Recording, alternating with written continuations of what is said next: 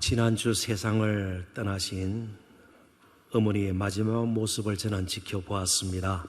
임종의 자리에 몇몇 가족들과 함께 있었던 것이지요.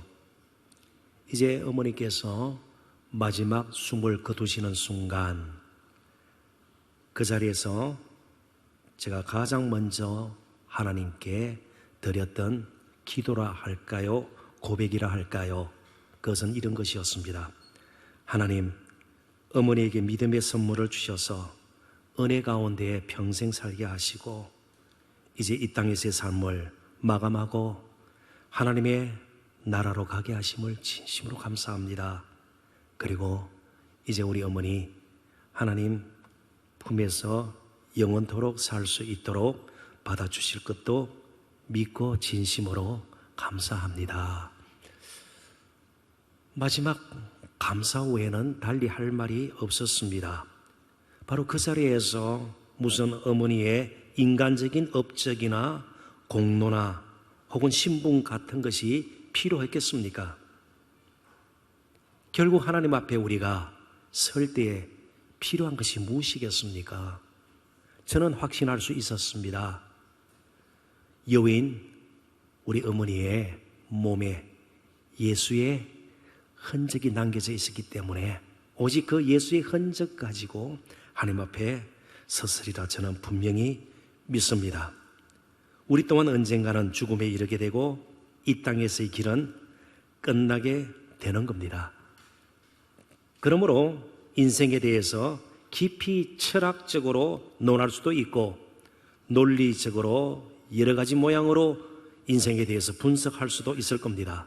그러나 인생은 따질 문제의 것이 아니라 살아야 될 문제인 것입니다. 사색이나 명상이나 논정 자체로 끝내야 할 인생이 결코 아닌 것이죠. 어떻게 하루하루를 살다가 가는가, 이것이 중요한 문제입니다. 어떻게 하루하루를 살 것인가, 그것을 깨닫는 것을 성경에서는 지혜라고 그럽니다. 그 지혜로 우리가 하루하루를 믿음으로 살다가 이제는 우리가 하나님 앞에 서게 될 것입니다. 사도 바울은 자신의 삶을 이렇게 표현하고 있습니다. 내 몸에 예수의 흔적을 지니고 있노라. 몸이라는 표현을 쓰고 있습니다. 예수의 흔적, 예수님에 대한 여러 가지 지식, 예수님에 대한 깨달음, 예수님을 향한 사랑, 사모하는 마음, 이런 것들이 단순히 생각에만 갇혀있는 관념적이고 추상적인 것이 아니라는 겁니다. 입술에만 맴도는 그런 것도 아니라는 겁니다. 몸에 남겨진, 몸에 새긴 예수의 흔적. 그러니까 일상생활 가운데, 평소 삶 가운데, 순간순간 행동 가운데, 살아내는 것 가운데 예수님의 흔적을 계속 남기면서 산다는 것이죠. 그래서 우리는 사도 바울처럼 몸에 예수의 흔적을 가지고 남은 평생을 살도록 부름받은 사람들입니다. 오늘 나눌 말씀의 주제가 그러므로 몸에 지닌 예수의 흔적입니다. 사도 바울이 이제 갈라디아 교회 성도들을 향해서 보낸 편지 갈라디아서를 마무리 지으면서 인사말 바로 전에 마지막으로 그가 고백하고 강조하는 것이 예수의 흔적입니다. 이 예수의 흔적이라는 표현은 뭔가 다른 것을 염두에 두고 사도 바울이 사용한 것임에 틀림이 없습니다.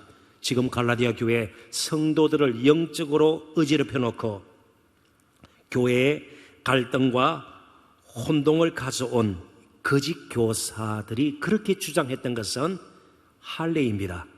둘 다 예수의 흔적이 몸에 있고 할례의 흔적도 몸에 있는 것이죠. 남자아이의 양피를 잘라버리면 거기에 흉터가 남습니다. 그게 할례의 흔적이죠. 그러니까 예수의 흔적은 할례의 흔적과 대조해서 사도 바울이 다시 한번 갈라디아서 전체의 내용을 요약할 수 있는 또 재강조하는 표현이라 볼 수가 있는 것입니다.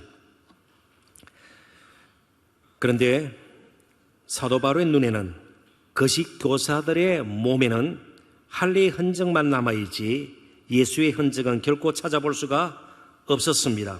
그들에게는 예수의 이름 때문에 사도 바울처럼 고난과 핍박받은 흔적도 없었고, 또 오직 주 예수 그리스도의 십자가의 은혜만을 주장하고 자랑하는 진정한 사도로서의 흔적도 없었던 것입니다.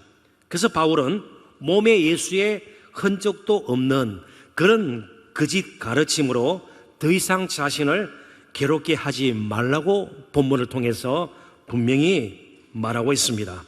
아무튼 예수의 흔적은 근본적인 의미에서 사도 바울 자신이 주 예수 그리스도와 그의 몸된 교회를 위하여 겪어야만 했던 고난과 고통 그리고 아픔의 흔적이라 이해할 수 있겠습니다. 이와 더불어서 그의 몸에 남은 흔적은 바울 자신이 진정한 사도임을 보여주는 징표라 하겠습니다. 예수 그리스도의 이름으로 하나님 나라를 전하기 위해서 파송받은, 보내심을 받은 사도라는 것입니다. 이쯤에서 저는 팀 켈러 목사의 말을 다시 인용하지 않을 수가 없습니다. 나 바울을 의심하지 말라. 내게는 사도의 권위를 보여주는 진정한 흔적이 있다. 위대함과 부유함이 아니라 고난과 연약함의 흔적이다. 사도 바울은 십자가를 자랑했습니다. 이제 내놓을 것은 그의 몸에 남은 예수의 흔적밖에 없다는 겁니다. 얼마나 내가 많은 교회를 세웠고, 얼마나 많은 사람들에게 세례를 베풀었고, 얼마나 많은 사람들을 내가 접하고 그들을 바꿔 놓았나, 이런 자랑거리가 아니에요. 그가 내놓을 수 있는 것, 정말 하나님 앞에서 내놓을 수 있는 것은 몸에 남아있는 예수의 흔적이었습니다. 그렇다면 우리에게는 우리 몸에 예수의 흔적을 어떻게 지니고 사는가, 그 의미는 무엇이고 또 구체적으로 우리에게 필요한 일은 무엇인가, 이 시간 살펴보기를 원합니다. 물론 본문을 중심으로 이제 우리 자신도 사도 바울 자신의 삶과 사역, 갈라디아서 전체의 내용과 복음과 또 관련되어 있는, 또 십자가의 은혜의 본질에 관한 성경의 가르침과 연결시켜서 또 우리 자신을 돌아보면서 본문의 말씀을 살펴보아야 할 것입니다. 이해를 돕도록 저는 몇 가지 주제로 나누어서 오늘 말씀을 함께 여러분들과 함께 나누기를 원합니다. 첫 번째 주제는 예수께 받은 은혜입니다. 몸에 예수의 흔적을 지니고 있다는 말은 오직 예수의 은혜를 입고 산다는 것을 의미합니다. 지금까지 우리가 살아온 것 다 예수님의 은혜고요, 지금도 예수님의 은혜가 우리를 붙들어 주기 때문에 이곳까지 나와서 찬양으로, 기도로, 고백으로, 회개로, 섬김으로, 갖가지 드림으로 우리는 이 하루를 보내게 될 것이고요, 앞으로도 우리는 정말 하나님 앞에 서는 순간까지 은혜로 살 것이라는 그 고백이 담겨 있는 말이 몸에 예수의 흔적을 지니고 있다는 것입니다. 할례를 받고 율법의 규례 규칙을 지켜서 나의 의로, 나의 경건으로, 나의 열심으로, 나의 힘으로, 나의 업적으로 내가 이룬 그 무엇으로 하나님 앞에 서는 것이 아니라 오직 처음부터 끝까지 우리는 예수 그리스도의 은혜를 따라서 살고, 은혜를 받아 살고, 그 은혜를 의지하고 내 인생을 그 은혜에 맡기고 산다. 그 고백이 바로 몸에 예수의 흔적을 지니고 있다는 고백의 의미가 될 것입니다. 그러므로 우리가 자기 의에 빠지고 때로는 우쭐대었다가 또 한없이 추락하고 말이죠, 교만했다가 열등감에 빠지고요, 무엇인가 다 할 수 있는 것처럼 당당하게 자부심을 가지고 있다가 절망감에 빠지고, 그런 이유가 무엇입니까? 나의 삶의 초점이 나에게 맞춰져 있기 때문에 그렇습니다. 이제 초점을 바꿔야 합니다. 생의 주파수를 바꿔야 합니다. 예수 그리스도의 은혜에 맞추어야 돼요. 그래야만 우리는 어려움을 겪더라도, 슬픔을 당하더라도, 우리가 새로는 감당하지 못할 여러 가지 상황에 직면하더라도 덜 요동하게 될 것이에요. 균형을 잃지 않게 될 것이에요. 끝까지 믿음의 길을 갈 수가 있을 것입니다.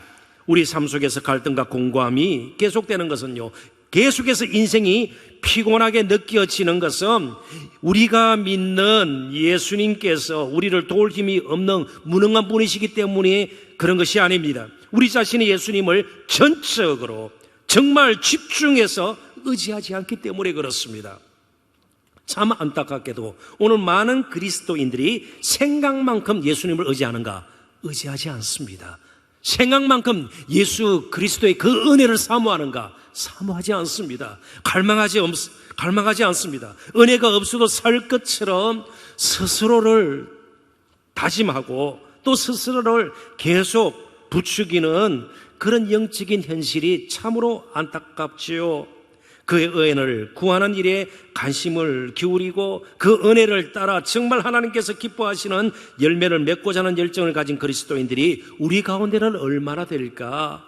좀 심각하게 질문을 던져보아야 할 것입니다. 지속적으로 십자가의 은혜를 받지 않으면 우리의 신앙은 언제나 율법적으로 변할 가능성이 있습니다. 그럼 자칫 위선에 빠지기도 하고 외식의 늪에 우리가 정말 빠지기도 할 것입니다. 우리 가운데 그 누구도 예외가 없습니다.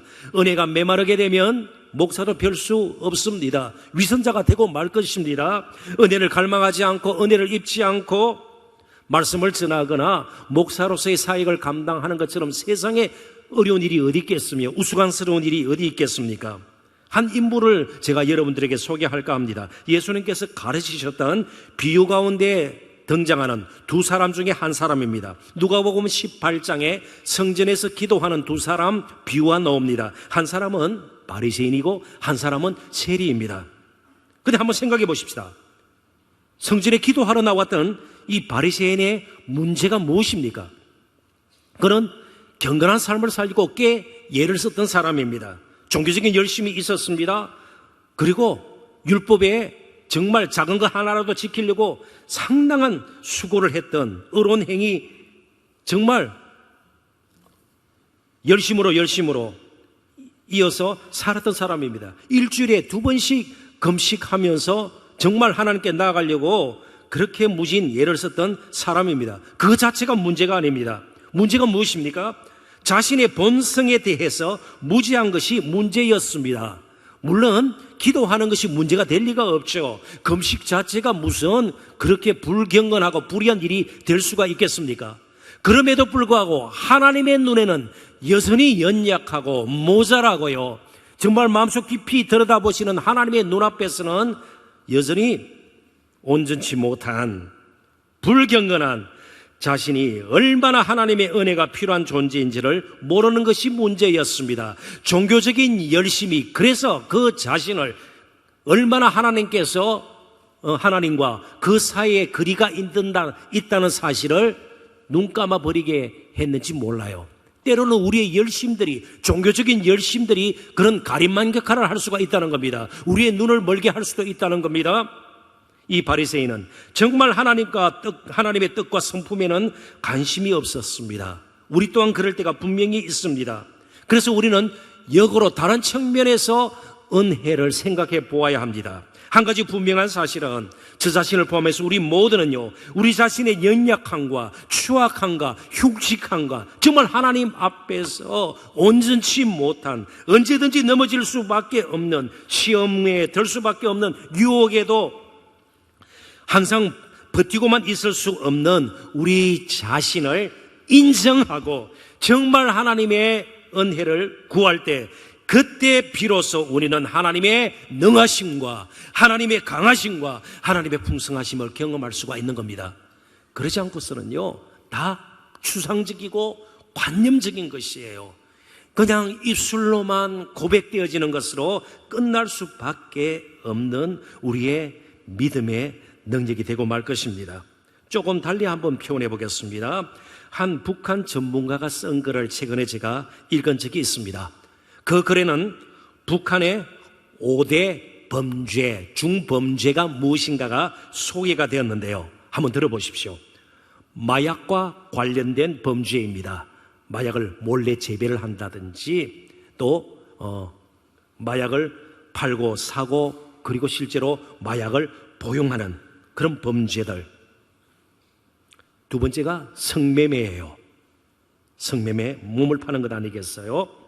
도박, 밀수, 그리고 미신행위, 점보고 부적 붙이고, 그죠? 굿하고 이런 것들이 다 미신행위예요. 줄잡아 우리나라에도 무속인들이 점치고 굿하고 부적 붙여주고 관상 보고 사주팔자 따지고요, 이런 분들이 200만 정도 된다고 그래요. 200만 정도. 목회자의 수보다 훨씬 많습니다. 20배 가까이 되는 것 같아요. 목회자의 수보다요. 자, 그런데 한번 생각해 보십시오. 이런 범죄가 북한에만 있나요? 북한이기 때문에 있나요? 우리나라에 없나요? 마약, 성매매, 도박, 밀수, 미신행위 없나요? 미국에는 없을까요? 유럽에는 없을까요? 소위 선진국에는 없을까요? 자, 그렇다면 이러한 중범죄들이 단순히 무슨 이데올로기, 이념이나 정치 체제나 혹은 경제 제도 이런 거하고는 관계가 사실은 없다는 것이에요.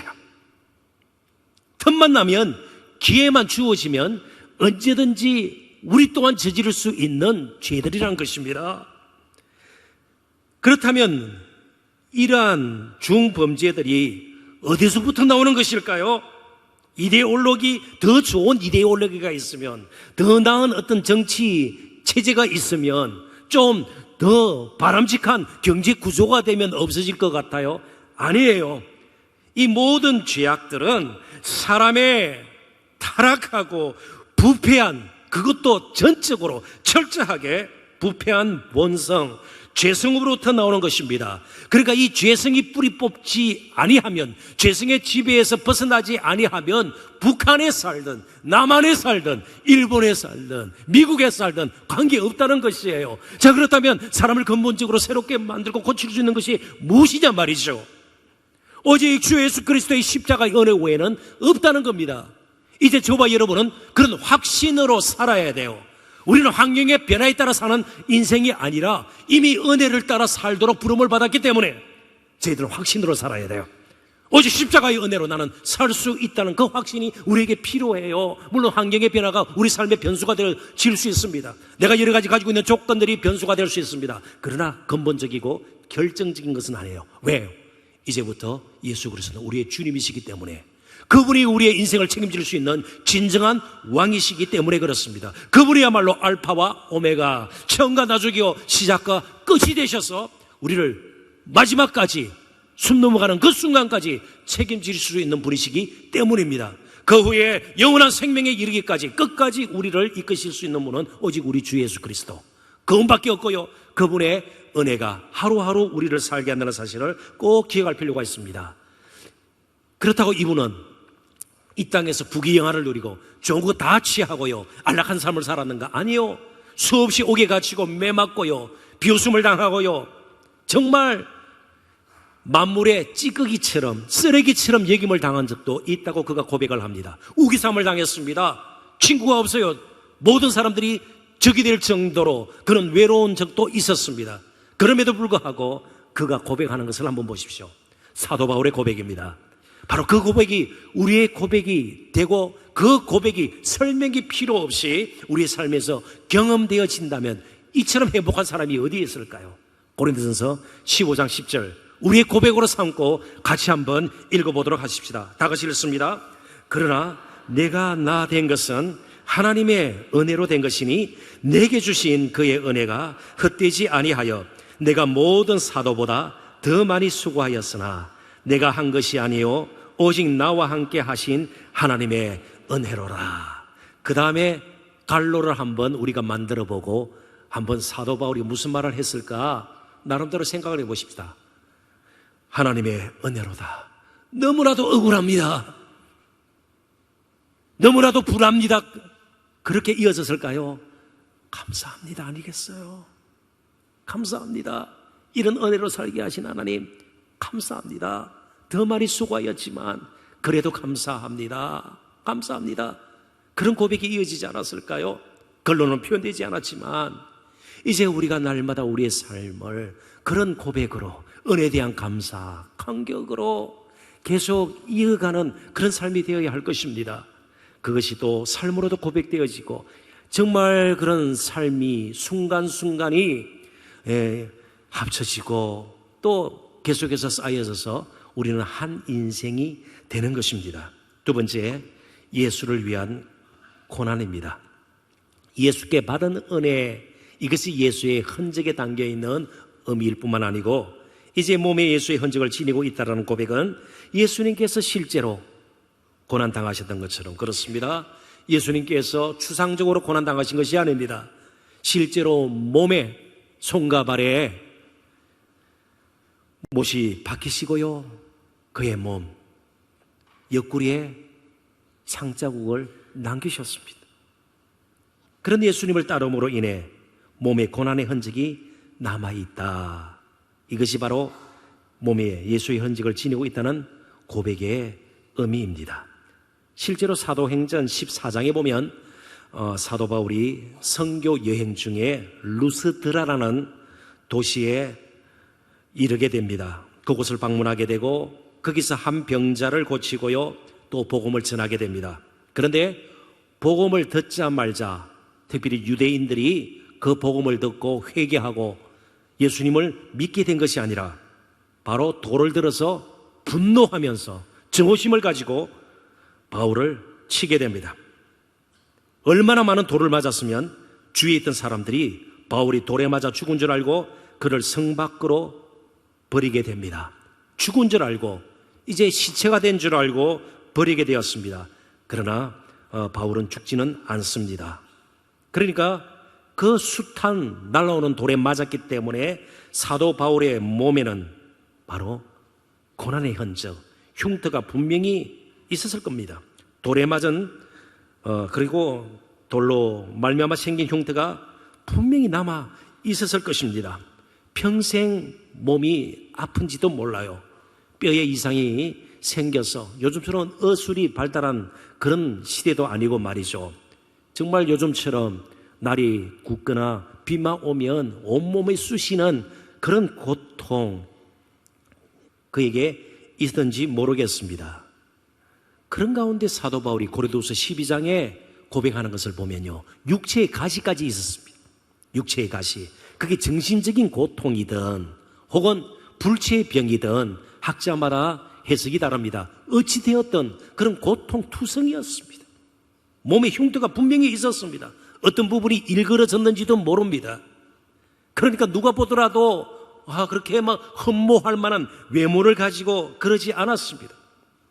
분명히 그에게는 고난과 고통의 흔적이 있었습니다. 아픔의 흔적이 있었습니다. 고독의 흔적이 있었습니다. 그게 바로 예수의 흔적이라는 겁니다. 예수님이 이 땅에 사실 때 외로우셨고요, 사람들이 막 따라다녔지만 한순간에 다 뿔뿔이 흩어지고, 그죠? 호산나 외치던 그 동일한 입술로 이제는 십자가에 못 박아라 외치던 그 소리를 예수님께서는 들으셨습니다.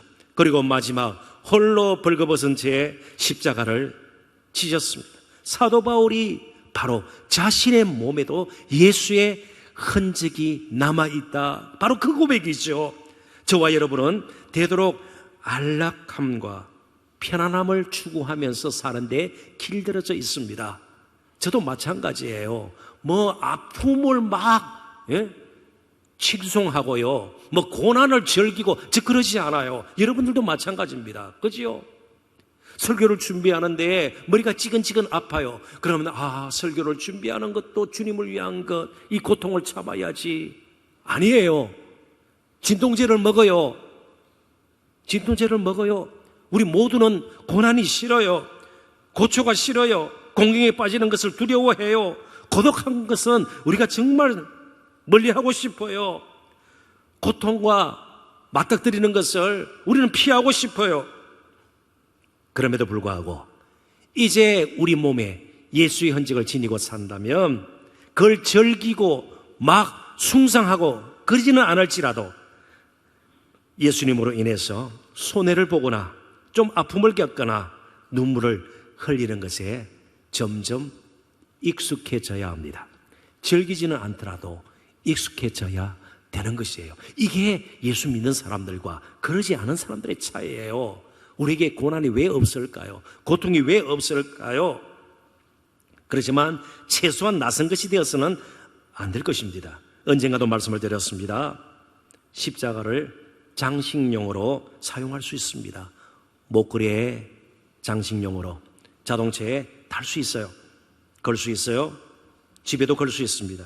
십자가를 신학적으로 해석을 하고 분석을 하고 또 십자가를 주제로 책을 쓸 수도 있습니다. 심지어 십자가를 찬양의 소재로 삼고 십자가 노래할 수도 있습니다. 그렇지만 중요한 것은 십자가는 질 때 비로소 예수의 흔적을 남기게 된다는 겁니다. 몸에 남기게 된다는 겁니다.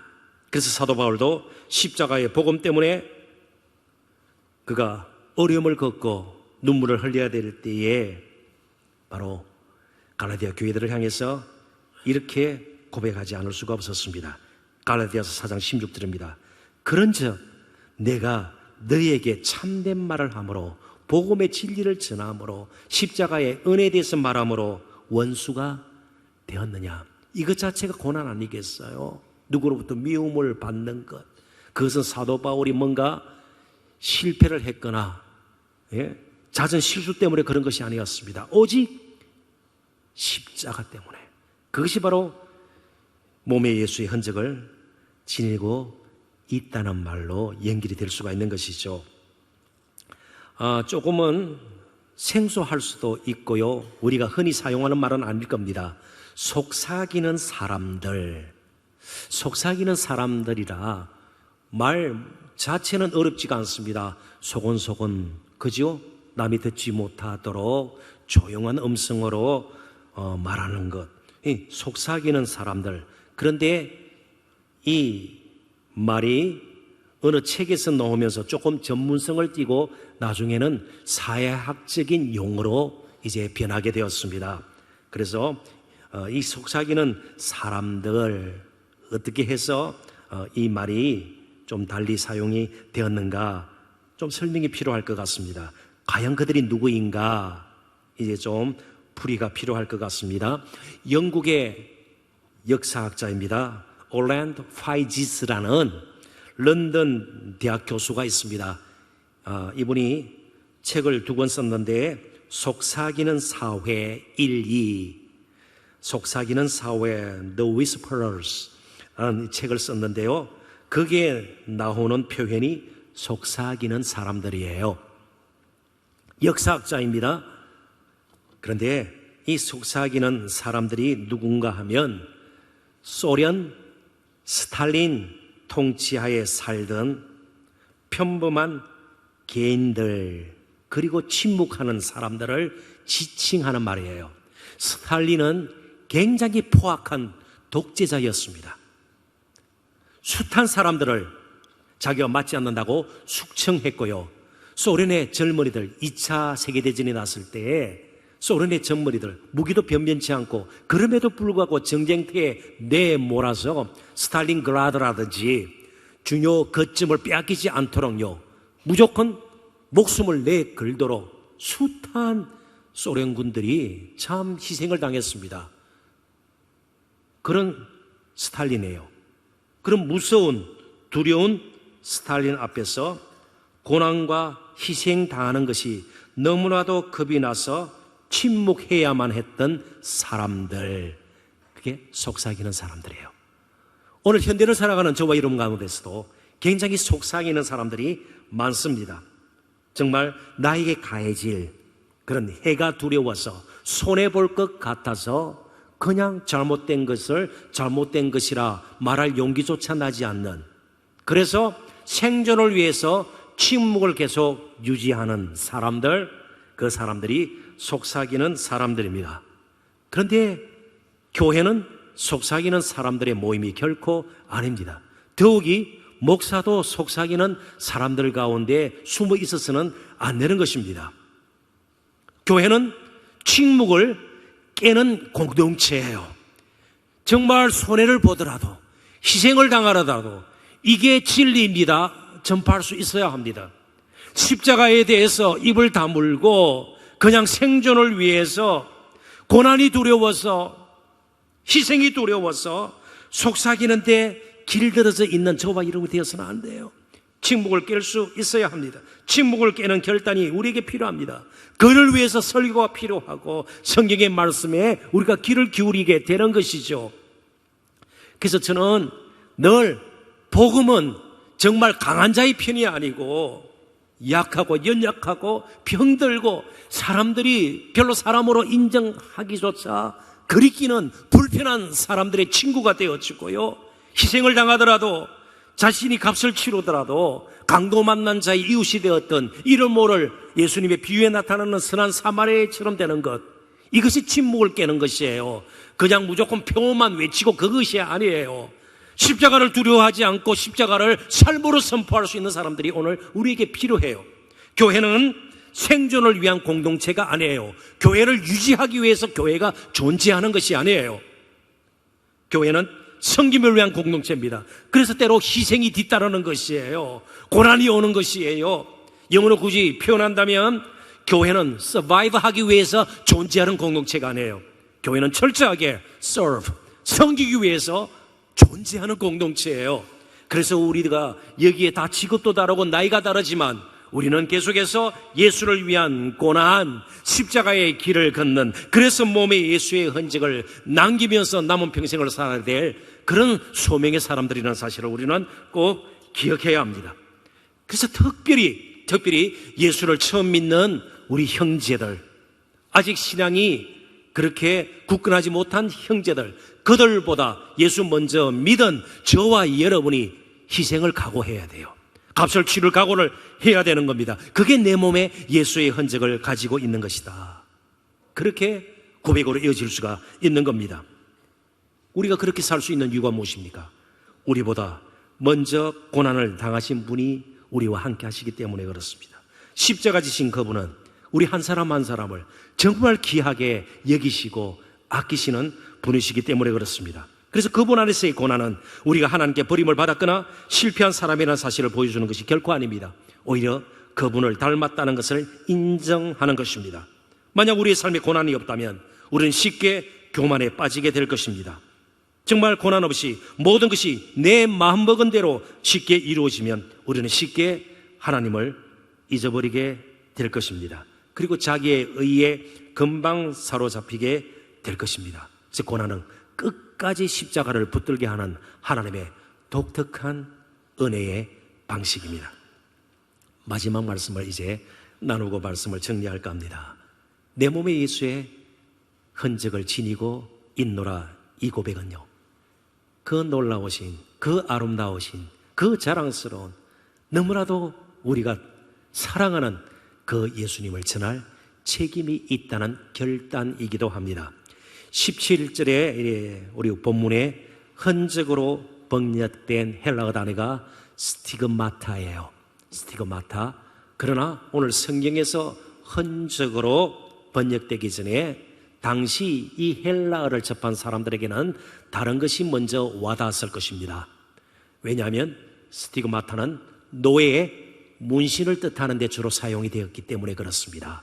그래서 헬라어로 알파, 영어로는 A, 만약에 노예의 등이나 팔뚝에 알파 이런 것이 문신으로 새겨져 있으면 주인이 안토니오구나, 그렇게 여기실 수가 있는 것이죠. 그렇습니다.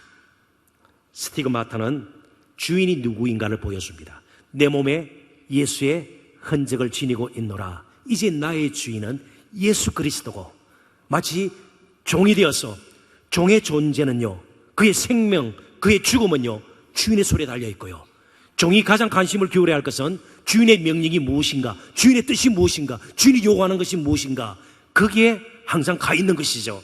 그러니까 사도 바울의 평생은요, 정말 주인 대신 예수 그리스도를 드러내고 그분의 뜻을 따라서 하루하루를 사는 것이었습니다. 반면에 할례를 주장하는 율법주의적인 그런 영성을 가진 거짓 교사들, 바리새인들도 마찬가지입니다. 그들은 사람을 살리는 일보다 걸러내는 일에 더 치중을 했습니다. 이래서 그들과 우리는 함께 할 수가 없어요. 죄인과 세리들과 우리는 식탁을 같이 할 수 없습니다. 이방인의 땅을 우리는 더러워서 그쪽으로 갈 수가 없습니다. 이렇게 정말 율법에 의해서 벗어난 그 부류의 사람들과는 인사조차 하지 않습니다. 계속해서 그들은 걸러내는 일에 더 치중을 했습니다. 그러나 십자가의 사람들은요, 그들까지 다 안고 함께 짐을 지고 가는 것이에요. 우리에게 필요한 것은 십자가입니다. 우리를 경건하게 스스로 때묻지 않으려도 가둬두는 울타리가 아니에요. 교회는 울타리가 되어서는 안 돼요. 십자가의 공동체가 되어야 되는 것이에요. 함께 짐을 지고 가는 것이에요. 그래서 예수님이 가셨던 것처럼 겸손히 묵묵히 우리 자신을 드릴 수 있는 사람, 자신은 희생당하더라도 다른 사람이 생명을 누리고 기뻐할 수 있다면, 행복을 누릴 수 있다면 자신의 유익과 안정까지도 내어놓을 수 있는 사람, 그 사람이 몸에 예수의 흔적을 가진 사람이고, 우리는 그렇게 살도록 부름을 받았습니다. 그럼에도 불구하고 우리는 힘이 없어요. 또 지쳐 있습니다. 아파요. 우리 자신의 문제에도 너무 때로는 앓을 수밖에 없는 그런 연약한 그릇들입니다. 그래서 사도 바울은 갈라디아서를 맺으면서 계속해서 예수의 흔적을 몸에 지니고 살도록 이렇게 기도하고 축복합니다. 우리 또한 서로를 향해서 정말 이렇게 고백을 했으면 좋겠습니다. 18절이에요. 단순한 상투적인 인사말이 아닙니다. 18절, 정말 우리 옆에 있는 형제를 사랑하고 우리 모두가 이 은혜를 받아 계속해서 십자가의 길을 걸을 수 있도록 큰 소리로 한번 읽어보도록 하십시다. 다 같이 읽습니다. 형제들아, 우리 주 예수 그리스도의 은혜가 너희 심령에 있을지어다. 아멘. 이제 여러분 남은 평생 사시는 동안 개인적으로, 가정적으로, 우리 교회적으로 날마다 하나님께서 부으시는 정말 주 예수 그리스도의 은혜가 넘쳐 계속해서 십자가를 자랑하고 몸에 예수의 흔적을 지니고 하나님 앞에 설 수 있기를 주님의 이름으로 축원합니다. 기도하겠습니다. 하나님 아버지 고맙습니다.